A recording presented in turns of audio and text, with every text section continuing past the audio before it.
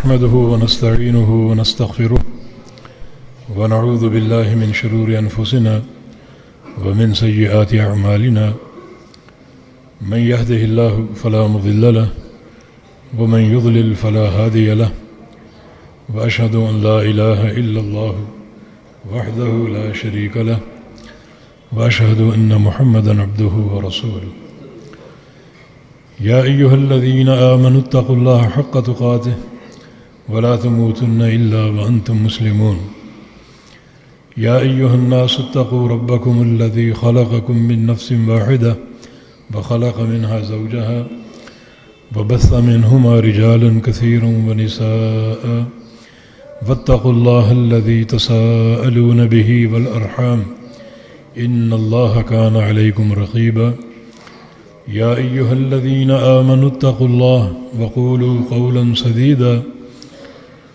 يصلح لكم أعمالكم ويغفر لكم ذنوبكم ومن يطع الله ورسوله فقد فاز فوزا عظيما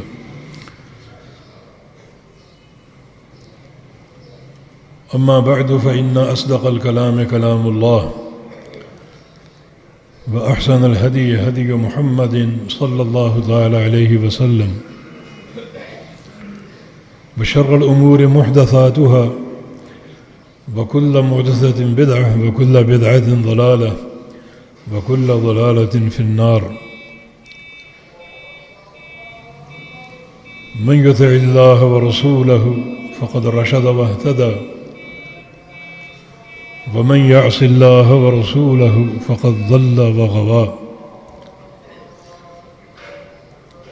اللهم صل على محمد وعلى آل محمد كما صليت على إبراهيم وعلى آل إبراهيم إنك حميد مجيد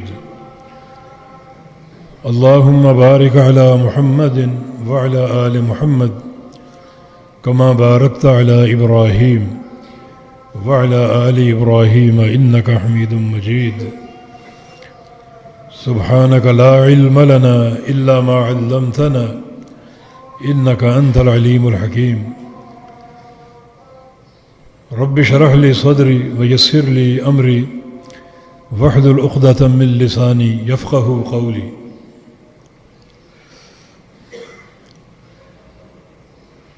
أما بعد فقد قال الله سبحانه وتعالى بعد أعوذ بالله من الشيطان الرجيم من همزه ونفخه ونفسه بسم الله الرحمن الرحيم وبشر الصابرين الذين إذا أصابتهم مصيبة قالوا إنا لله وإنا إليه راجعون أولئك عليهم صلوات من ربهم وأولئك هم المهتدون ایک مشہور حدیث آپ نے کثرت سے وہ سن رکھی ہے، بخاری مسلم کی حدیث ہے،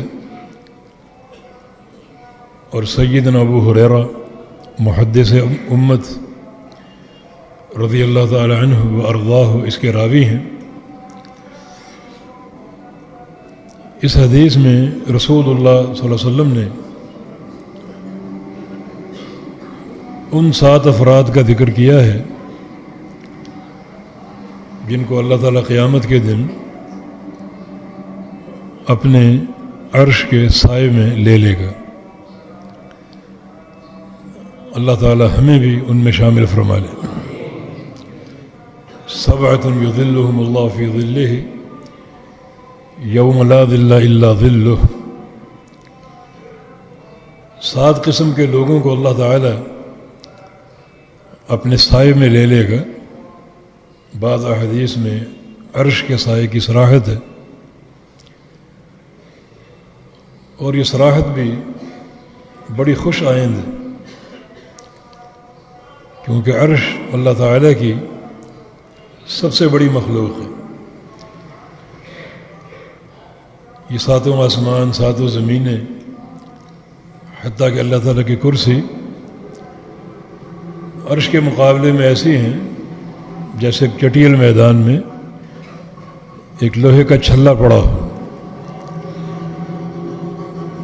تو اللہ رب العزت نے یہ سایہ اپنے بندوں کے لیے تیار کیا ہے. چونکہ عرش بہت بڑی مخلوق ہے تو یہ سایہ بھی بڑا وسیع و عریض ہوگا، بڑا دراز ہوگا، جو اس بات کی طرف اشارہ ہے کہ بڑی تعداد میں لوگ اس سائے میں آئیں گے اور اللہ رب العزت کی رحمت سے محظوظ ہوں گے.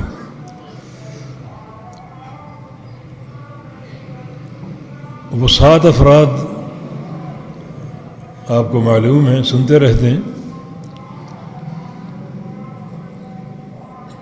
آج ان 7 افراد کے تعلق سے یا اس حدیث کے تناظر میں 2 باتیں عرض کرنی.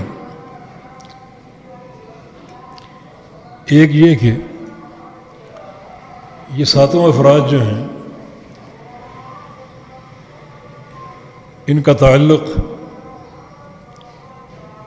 ایک ایسے وصف کے ساتھ ہے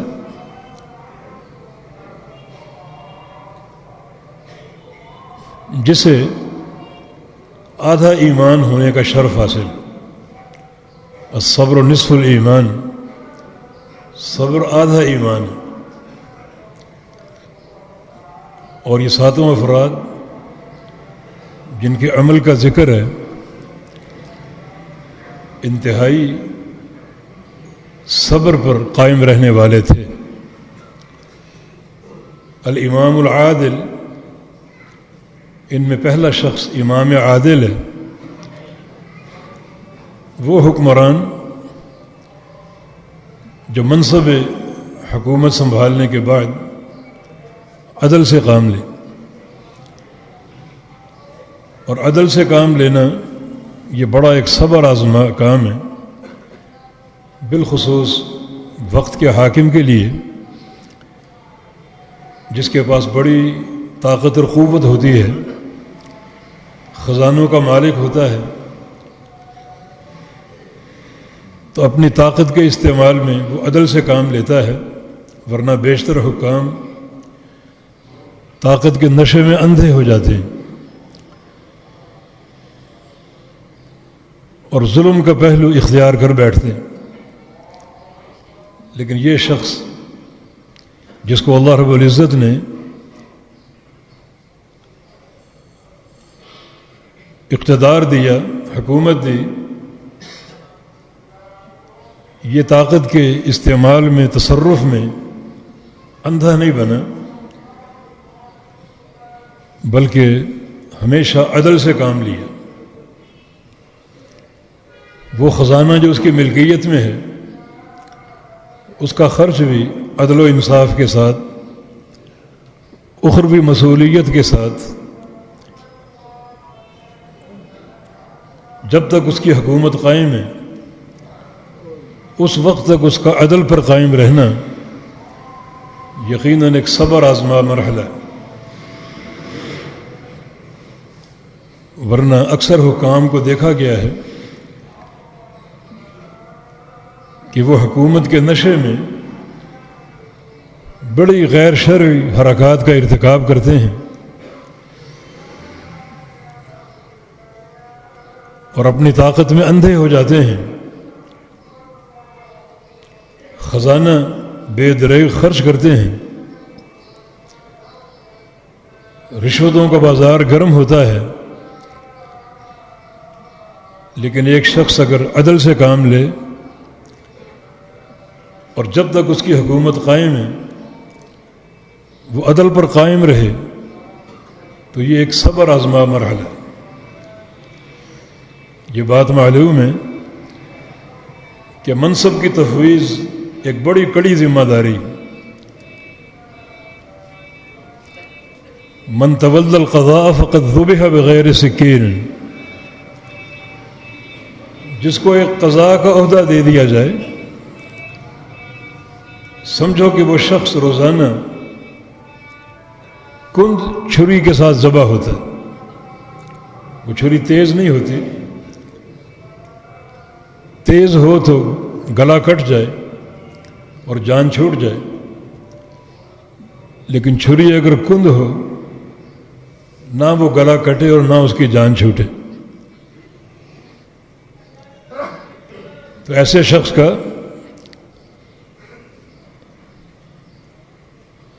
عدل کے وصف پر قائم رہنا یقیناً بہت بڑا صبر ہے۔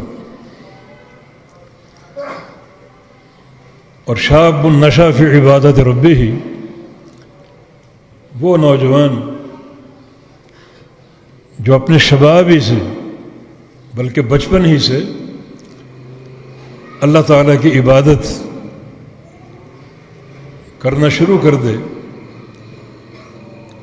اور اسی عبادت میں پروان چڑھے، یہ بڑا عظیم الشان صبر ہے ایک نوجوان کا۔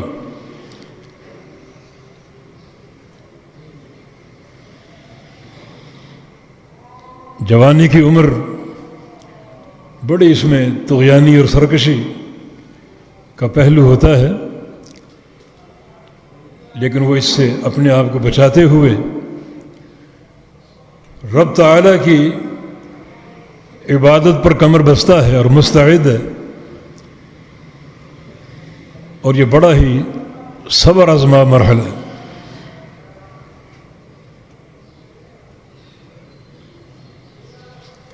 ان ربک یعجب من الشاب لیست له صبوہ، نبی علیہ السلام کی حدیث ہے کہ اللہ تعالیٰ اس نوجوان پر تعجب کرتا ہے جو بھرپور جوانی کے باوجود نفس کی خواہشات کا تابع نہ ہو، بھرپور جوانی کے باوجود منہج تقویٰ پر قائم ہو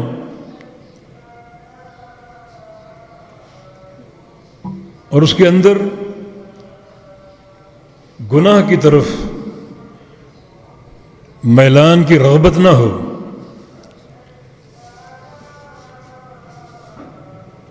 اور یہ معاملہ بڑے صبر پر قائم ہے۔ اور تیسرا شخص وہ ہے رجل قلبہ معلق بالمسجد یا بالمساجد، وہ شخص جس کا دل مسجد کے ساتھ معلق ہو، مسجد کی محبت، اور بالخصوص روزانہ شب و روز میں 5 وقت کی نماز با جماعت کی پابندی، یہ معاملہ انتہائی صبر کا مظہر ہے۔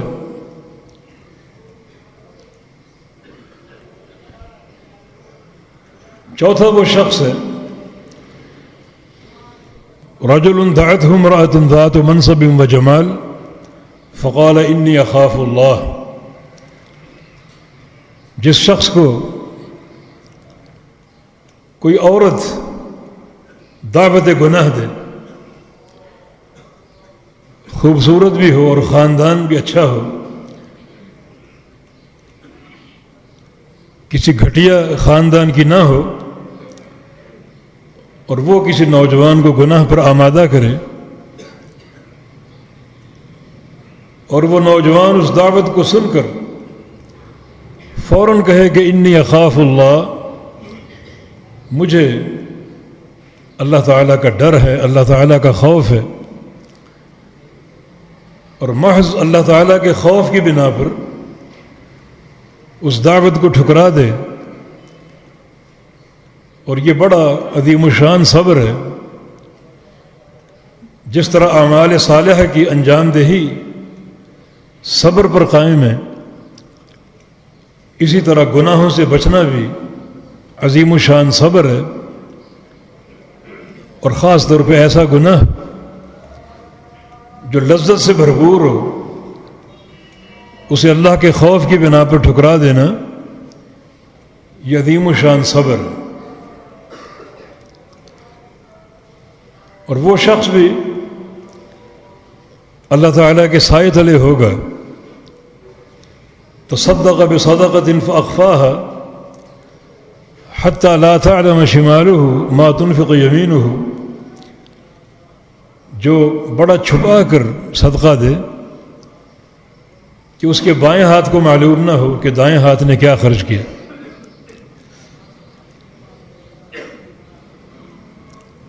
ورنہ جو نفس امارہ ہے وہ تو انسان کو صدقے سے روکتا ہے، لیکن صدقہ دینا، مال خرچ کرنا بہت بڑا صبر ہے. انسان محنت سے مال کماتا ہے اور ایک اچھا حصہ وہ اللہ کی راہ میں خرچ کر دے تو یہ خرچ کرنا بذات خود ایک بہت بڑا صبر ہے. پھر خرچ بھی اس طرح کرے کہ اس کے بائیں ہاتھ تک کو معلوم نہ ہو کہ دائیں ہاتھ نے کیا دیا ہے. یہ بھی صبر کی عظیم الشان مثال ہے. ورنہ انسان تو ریاکاری کا خوگر ہے. وہ چاہتا ہے کہ اس کے کارناموں کی دھوم مچ جائے. کچھ لوگ ہیں ایسے جو خرچ کرنے کے بعد ریاکار بننا چاہتے ہیں. وہ چاہتے ہیں کہ ان کی سخاوت دنیا والوں کے سامنے آئے، بلکہ پریس میں آئے اور دنیا کے کونے کونے میں اس کی سخاوت کی دھوم مچ جائے. یہ راستہ بھی بظاہر لذت سے بھرپور راستہ ہے کہ دنیا تعریفیں کرے، لیکن ایک شخص اخلاص پر قائم ہو، حفظ نیت گویا اس کا منہج بن چکا ہے. یہ کام بھی دشوار ہے اور اخلاص کی حفاظت بھی بہت بڑا صبر ہے. سفیان بن عیینہ کا قول ہے رحمہ اللہ کہ میں نے شرعی امور میں سب سے مشکل کام تلاش کرنا چاہا. کبھی میرے سامنے جہاد آتا، کبھی روزے آتے، کبھی حج آتا، لیکن آخری فیصلہ دل یہی کرتا کہ یہ سارے کام آسان ہیں. پھر میرے سامنے ایک مسئلہ آیا حفظ نیت کا، ریاکاری سے بچنے کا اور نیت میں منہج اخلاص پیدا کرنے کا، للہیت اختیار کرنے کا. یہ دکھاوا اور نمود و نمائش اس سے گریز کرنے کا. تو حفاظت نیت پر میں ٹھہر گیا. یقیناً یہ سب سے مشکل کام ہے. تو ایک انسان اگر مال خرچ کرے، سخاوتیں کرے، یہ بھی ایک صبر آزما مرحلہ، لیکن مال کے خرچ کرنے میں وہ ریاکاری سے بچے اور اپنے آپ کو اخلاص پر قائم رکھے. تو یہ ایک دوسرا صبر اس مسئلے میں بن جائے گا. ورنہ ریاکاری، دنیا کی شہرت، ناموری، نمود و نمائش، اکثر لوگ یہ چاہتے ہیں اور یہ معاملہ بظاہر لذت پر قائم ہے، لیکن جو لوگ مال بھی خرچ کریں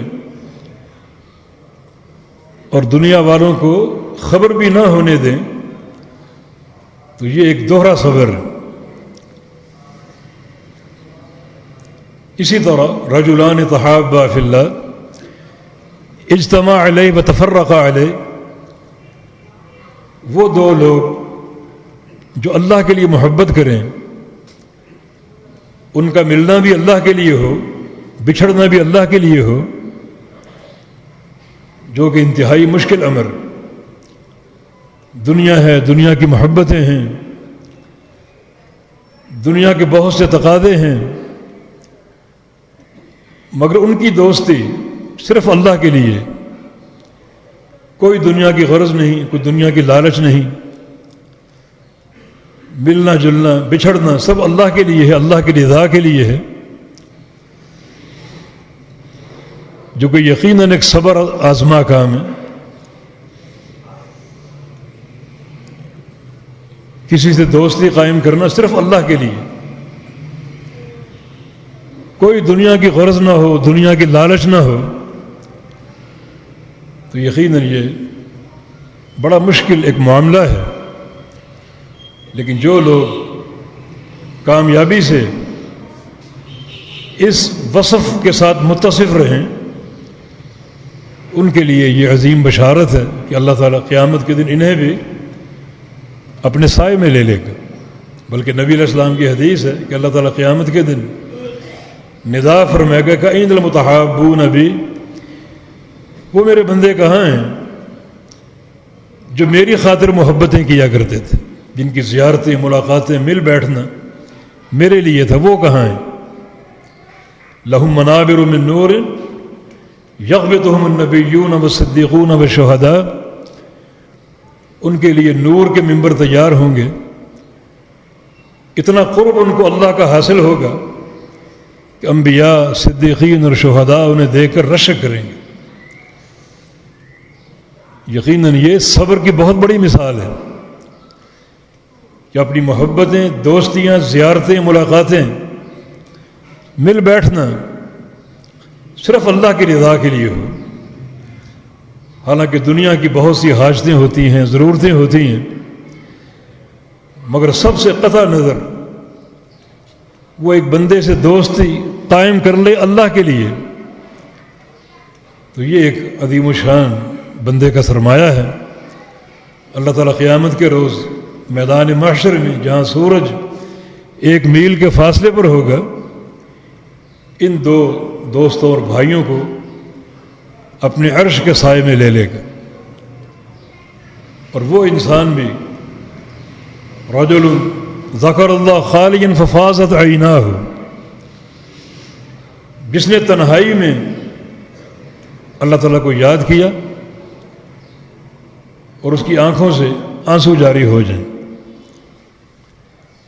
اللہ تعالیٰ کے خوف سے، اس کے ڈر سے، جو کہ تقویٰ کی ایک لازوال مثال ہے۔ ایک انسان بڑی محنت کر کے اس مقام تک پہنچتا ہے کہ اللہ کے خوف سے رو پڑے، ورنہ رونے کی بہت سی اقسام ہیں۔ بقول امام عبداللہ بن مبارک رحمہ اللہ کے 10 یا 12 قسمیں ہیں رونے کی، ان میں صرف ایک قسم کا رونا اللہ کے لیے ہے، باقی سارا دنیا داری کے لیے اور ریاکاری کے لیے ہوتا ہے۔ تو یہ ایک بڑا عظیم الشان مقام ہے۔ الغرض، یہ 7 افراد جن کو اللہ تعالیٰ اپنے سائے میں لے گا اور اپنے عرش کا سایہ عطا فرما کر انہیں سورج کی تپش سے بچا لے گا، پسینے سے محفوظ رکھے گا، جو بڑا ہی تکلیف دہ ہوگا۔ اور ان 7 اوصاف کا جو ایک مشترک امر ہے وہ صبر ہے، جس سے صبر کی اہمیت کا اندازہ ہوتا ہے۔ تو یہ صبر جو ہے اپنی زندگی میں پیدا کیجیے۔ صبر کرنے والوں کے لیے بشارت، و بشر الصابرین، بشارت ہے، خوشخبری ہے۔ ان اللہ مع الصابرین واللہ یحب الصابرین، اللہ تعالیٰ کو صابرین سے محبت ہے، اللہ تعالیٰ صابرین کے ساتھ ہے۔ یہ اوصاف اختیار کیے جائیں اور ساتھ ساتھ ہر وہ وصف جو صبر سے منسلک ہے اسے پورے صبر کے ساتھ اختیار کیا جائے۔ صبر کی 3 قسمیں ہیں، صبر علی طاعت اللہ، اور صبر عن معصیت اللہ، اور صبر علی اقدار اللہ۔ تینوں اقسام جو ہیں ہر بندے کو ہر وقت ان کا سامنا ہوتا ہے. کبھی وہ دامن صبر کو نہ چھوڑے. یہ تینوں اقسام یک بعد دیگرے بار بار اس کے سامنے آتی ہیں، اور وہ دامن صبر نہ چھوڑے،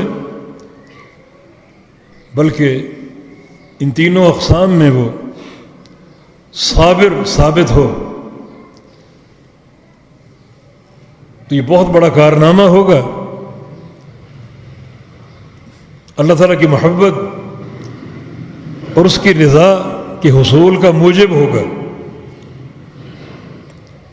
صبر علی طاعت اللہ جو ہے، اللہ تعالیٰ کی اطاعت پر صبر کرنا. وضو کرنا اللہ کی اطاعت ہے اور یہ صبر ہے. نماز اللہ کی اطاعت ہے اور یہ صبر ہے. روزہ، حج، زکوٰۃ، ہر صبر کی الگ الگ نوعیت ہے. تو ہر نیکی پر قائم رہنا زندگی بھر کے لیے یہ عظیم الشان صبر ہے. یہ صبر علی طاعت اللہ ہے، اللہ تعالیٰ کی اطاعتوں پر صبر کرنا. صبر و معصیت اللہ، اللہ تعالیٰ کی نافرمانیاں چھوڑ کر صبر کرنا. ہمارے سامنے بڑے بھیانک گناہ ہیں، بالخصوص فتنوں کے اس دور میں. کھلے عام بے حیائی کی دعوتیں ہیں، قدم قدم پر شراب خانے ہیں، جوا کے اڈے ہیں، سودی کاروبار ہیں، اور مال کی بڑی کشش ہوتی ہے. لیکن ان تمام چیزوں سے احتراز کرنا، بچاؤ اختیار کرنا، یہ صبر کی بہت بڑی مثال ہے. اور تیسری قسم صبر علی اقدار اللہ، جو اللہ تعالیٰ کی تقدیر کے فیصلے ہیں انہیں بھی پورے صبر کے ساتھ برداشت کرنا اور خندہ پیشانی سے جھیلنا، بے صبری اختیار نہ کی جائے. تقدیر پر ایمان،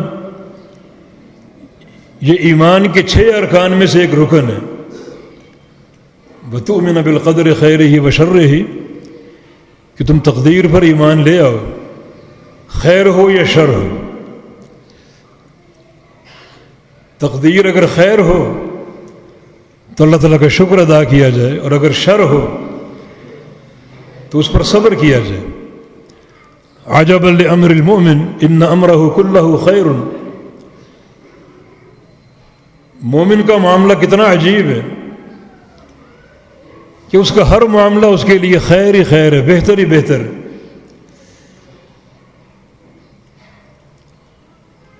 ان اصابت سراء شکر بذالک خیر لہ،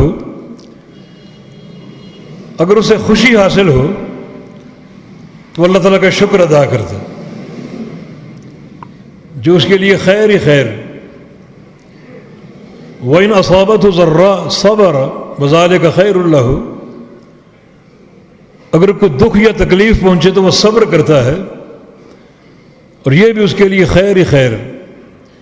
فَعَجَبَ لِأَمْرِ الْمُؤْمِنِ، اے مومن تیرا معاملہ کتنا عجیب ہے.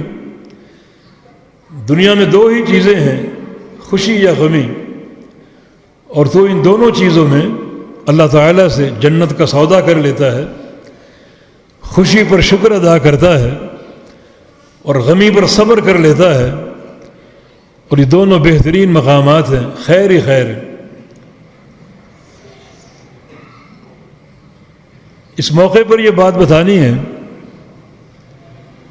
کہ جو اللہ تعالیٰ کی اطاعتوں پر صبر ہے اور گناہوں کو چھوڑ کر صبر کرنا، یہ بڑا ایک مقام عظیمت ہے. جو اللہ تعالیٰ کی تقدیر کے فیصلے ہیں، کبھی مرض ہے، کبھی کسی عزیز کی فوتگی ہے، کبھی کاروباری خسارہ ہے، کبھی دنیا والوں کی طعنہ زنی ہے، غیبتیں ہیں، حسد ہے، بغض ہے. ان تمام مکروہ چیزوں کا سامنا انسان کرتا ہے، یہ سب تقدیر میں لکھا ہوا ہے. یہ تقدیر کے کڑوے فیصلے جو آپ کے حق میں ہیں، جو آپ کے لیے لکھے گئے، ان کو اللہ تعالیٰ کی رضا سمجھ کر صبر کر لینا، یہ عظیم الشان مقام ہے. مگر یہ صبر اضطراری ہے. اضطراری سے مراد یہ کہ تقدیر کے فیصلے ہیں، لکھے گئے ہیں، اور یہ لا محالہ حاصل ہو کر رہیں گے. صبر کرنا پڑے گا. اضطراری صبر ہے، کر لو گے تو فائدہ ہے،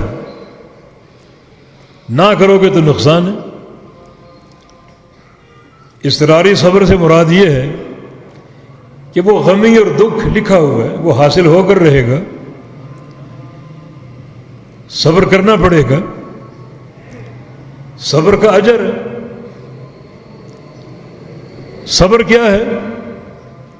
برداشت کرنا. صبر کیا ہے؟ اپنی بیماری یا تکلیف کا ڈنڈورا نہ پیٹنا. دنیا والوں کو بتاتے پھر رہے ہو فلاں مرض ہے، فلاں بیماری ہے، یہ صبر کے منافی ہے. یہ مرض اللہ کے امر سے آتا ہے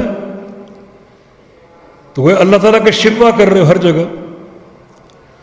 ہاں، جہاں تکلیف کا اظہار فائدہ مند ہو سکتا ہے، کسی طبیب یا ڈاکٹر کے سامنے اپنے مرض کو کھولنا تاکہ وہ علاج کر سکے، تو وہ ایک حکمت ہے، بالکل کیجیے. نبی علیہ السلام کی حدیث ہے کہ ما انزل اللہ من داء الا وانذر له شفاء، کہ اللہ تعالیٰ نے جو بیماری اتاری ہے اس کی شفا بھی اتاری ہے. تداووا یا عباد اللہ، اللہ کے بندو علاج کیا کرو اور دوا استعمال کیا کرو. یہ صبر کے منافی نہیں ہے. اعقلها وتوکل، اللہ تعالیٰ کے فراہم کردہ اسباب کو اختیار کرو اور توکل اور صبر کرو. لیکن جہاں مرض کو کھولنے کا کوئی فائدہ نہ ہو تو یہ خامخواہ بے صبری، اللہ تعالیٰ کا شکوہ آپ کو اجر سے روک دے گا. نبی علیہ السلام کی حدیث ہے کہ بندے کو کوئی تکلیف پہنچے تو وہ انا للہ و انا الیہ راجعون کہے، اور ساتھ ساتھ یہ کہے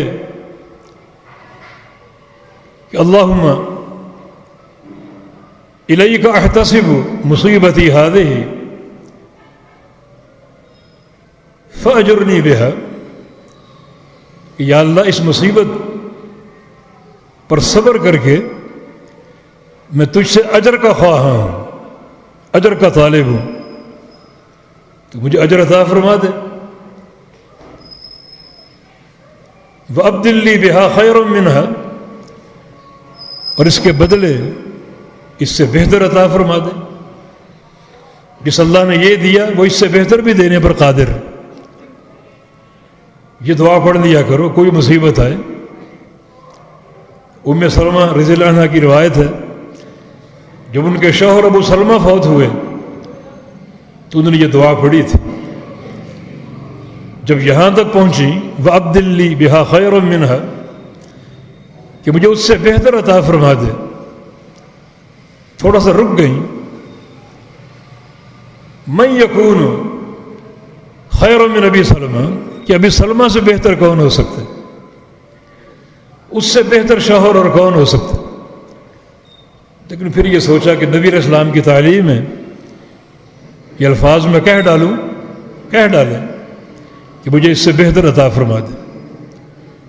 پھر آپ جانتے ہیں کہ ام سلمہ رضی اللہ عنہ ام المومنین بن گئیں. جب ان کی عدت ختم ہوئی تو اس کی طرف نکاح کا پیغام بھیجا کس نے؟ محمد الرسول اللہ صلی اللہ علیہ وسلم. تو اس سے بہتر کون ہو سکتا؟ ہمارا کام صبر ہے، استقامت ہے، اللہ پر توکل ہے، صبر کر کے اجر لینا، اور صبر کر کے اللہ تعالیٰ کی رضا اور محبت کو سمیٹنا اور حاصل کرنا. یہ صبر اضطراری ہے، جس کی ایک شکل یہ بھی ہے کہ اس درد کا یا بیماری کا علاج غیر شرعی نہ ہو۔ کوئی بیماری آ گئی، بندہ بے صبرہ ہو جائے، فلاں درگاہ پہ جاؤ، فلاں حضرت کے پاس جاؤ، پلیٹیں لکھوا کر لاؤ، گھول گھول کے پلاؤ، تعویذ لے کر آؤ، پانی پر پھونکے مروا کے لاؤ، یہ سارے غیر شرعی معاملات، یہ بھی بے صبری۔ ہاں، علاج اختیار کرے مگر وہ جو صحیح ہو، یہ استقامت اور صبر ہے۔ مگر یہ صبر اضطراری ہے، اور اگر صبر اختیاری کریں گے تو اس کا کیا اللہ کے یہاں صلہ ہوگا، کیا اس کا مقام ہوگا؟ صبر اختیاری کیا ہے؟ وہ معاملہ جس میں صبر کرنا یا نہ کرنا آپ کے اختیار میں دیا گیا ہے، جو بار بار آپ کے سامنے آتے ہیں معاملات ہو۔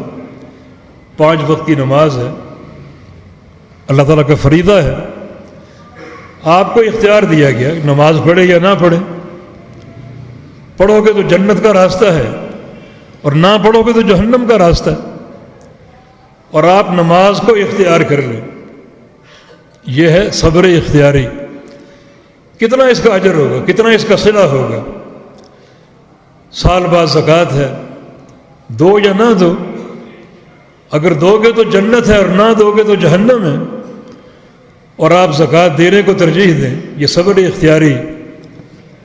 حج ہے، رمضان کے روزے ہیں، بقیہ اعمال اطاعت ہیں، ان سب کو بار بار اختیار کیے رہنا، یہ اختیاری صبر ہے، جو اضطراری صبر سے کہیں زیادہ قیمتی ہے۔ سیدنا ایوب علیہ السلام کا صبر معروف ہے، وہ اضطراری صبر تھا۔ مختلف امراض حملہ آور ہوئے، سارا خاندان اللہ نے چھین لیا، سارا مال اور تجارتیں ختم ہو گئیں، یہ سارے تقدیر کے فیصلے تھے، اضطراری صبر تھے۔ یعقوب علیہ السلام کو اپنے بیٹے کی جدائی کا صدمہ برداشت کرنا پڑا، یہ بھی اضطراری صبر تھا، جس پر ان کو بڑا عظیم الشان صلہ دیا گیا۔ وہ صبر معروف ہے جس کی اللہ نے تعریفیں کی، لیکن اگر ہماری زندگی میں بار بار صبر اختیاری کے موقع بنے، گناہ سامنے آتے ہیں، کر لو یا نہ کرو اختیار ہے، وہ گناہ کر لو گے تو جہنم کی سزا ہے، اور نہ کرو گے تو وہ تقویٰ اور جنت کا راستہ ہے، اور آپ نہ کرنے کو ترجیح دیں، گویا آپ نے اس موقع پر صبر اختیاری کو اپنا لیا۔ تو یہ کس قدر اللہ کے ہاں باعث تعریف ہوگا، باعث اجر ہوگا، جبکہ صبر اضطراری، صبر کرنا پڑے گا، وہ اللہ تعالیٰ کے فیصلے ہیں، وہ آپ پر مسلط ہوں گے، ان فیصلوں کو جھیلنا پڑے گا۔ صبر کر لو گے تو اچھا ہے، لیکن صبر اختیاری میں تو آپ کو اختیار دیا گیا کہ کرو یا نہ کرو، اور ایک انسان ہر موقع پر صبر اختیاری کے امتحان میں کامیاب ہو، ہر نیکی اپناتا جائے صبر کے ساتھ، ہر گناہ سے بچتا جائے صبر کے ساتھ، یقیناً یہ مقام بڑا عظیم الشان ہے، اس پر بہت کم لوگوں کو توجہ ہے۔ ہم صرف تکالیف کو برداشت کرنا صبر سمجھتے ہیں، جبکہ صبر ہر لمحہ انسان کے سامنے ہوتا ہے، ہر وقت انسان کے سامنے ہوتا ہے، ہر وقت اللہ تعالیٰ کی اطاعتوں کے کچھ تقاضے ہیں، ہر وقت معصیتوں سے بچنے کے کچھ تقاضے ہیں۔ کبھی سود خوری پر مبنی تجارت ہے، کبھی زنا اور فحاشی کی دعوت ہے، کبھی مختلف خبائث کی دعوت ہے، اور کبھی کوئی بندہ سامنے بیٹھا کسی کی غیبت کر رہا ہے، دل چاہتا ہے کہ اس کو سنیں، لیکن نہ سننا یقیناً یہ صبر ہے۔ تو یہ صبر اختیاری جو ہے ہر لحظہ ہمارے سامنے موجود ہے، اور اگر ہم صبر اختیاری کے امتحان میں کامیاب ہوتے جائیں تو یہ بڑا عظیمت والا معاملہ ہے، جو انبیاء کرام کا منہج تھا، جس کی اتباع اللہ تعالیٰ نے پیارے پیغمبر کو اختیار کرنے کا حکم دیا۔ فاصبر کما صبر اولو العزم من الرسل، اس طرح آپ بھی صبر کریں۔ تو یہ صبر اختیاری ہر وقت ہر آن ہمارے سامنے موجود ہے۔ اطاعتیں اختیار کرو اور گناہوں سے بچاؤ کا راستہ اپناؤ، کہ قدم قدم پر آپ نے صبر کو آزمایا، بشارتیں ہی بشارتیں، محبتیں ہی محبتیں، اللہ تعالیٰ کی معیت۔ تو اس نقطے کی طرف توجہ دلانا تھا اس حدیث کو سامنے رکھتے ہوئے۔ یہ ساتوں افراد جو ہیں جو ان میں قدر مشترک ہے وہ صبر ہے، کہ انہوں نے اپنی زندگی میں منہج صبر کو اختیار کیا اور اپنایا، اور اللہ رب العزت نے انہیں قیامت کے دن اپنے عرش کے سائے کی فراہمی کا وعدہ دے دیا۔ جیسے نبی علیہ السلام کے ایک اور حدیث کل امرئ فی ظل صدقتہ یوم القیامہ حتی یقضی بین الخلائق، جب قیامت قائم ہوگی ہر شخص اپنے صدقے کے سائے تلے ہوگا، اللہ تعالیٰ اس کے صدقے ہی کو اس کا سایہ بنا دے گا۔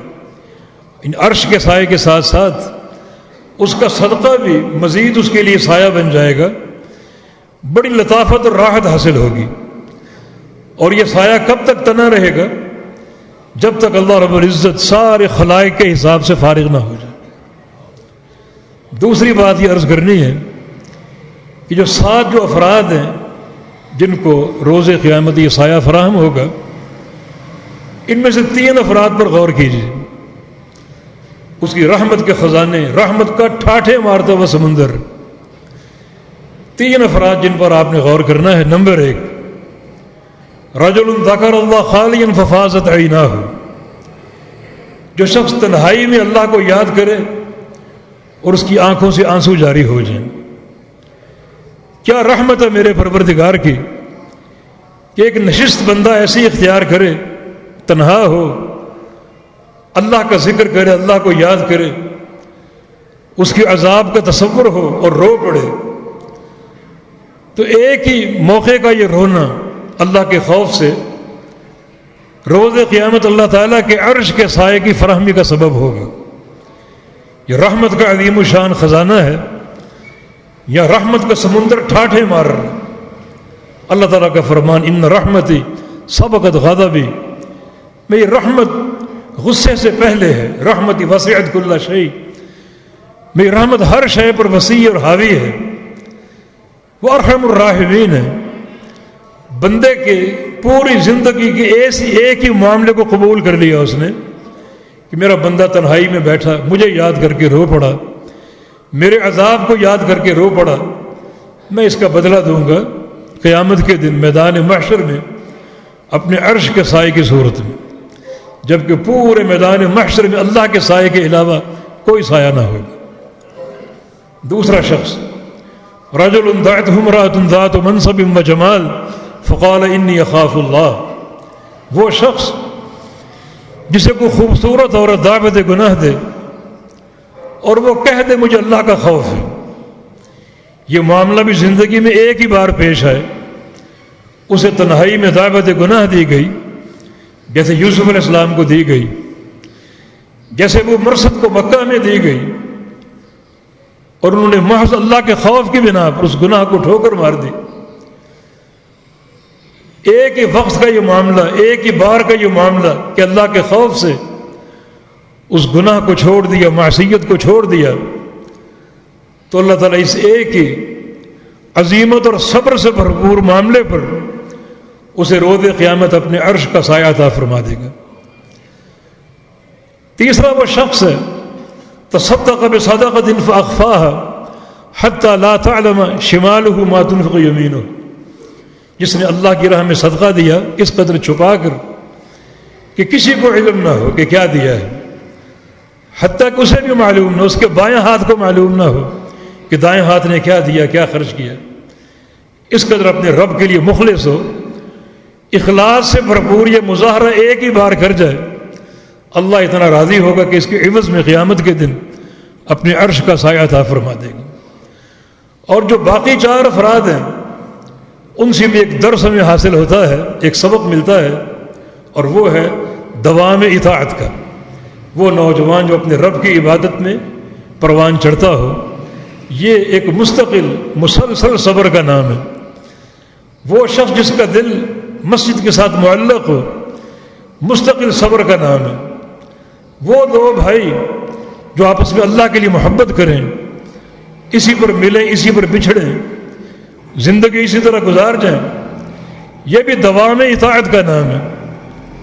تو الغرض جو باقی 4 کام ہیں ان میں جو سبق ہے وہ دوام اطاعت کا ہے، اور یہ 3 امر جو ہیں، ایک لحظے کا صبر اور ایک لحظے کی اطاعت، ایک لمحے کی اطاعت ایسا اللہ کی رضا کا باعث بنے گی کہ اللہ تعالیٰ قیامت کے دن اس نیکی کے عوض اپنے عرش کا سایہ عطا فرما دے گا۔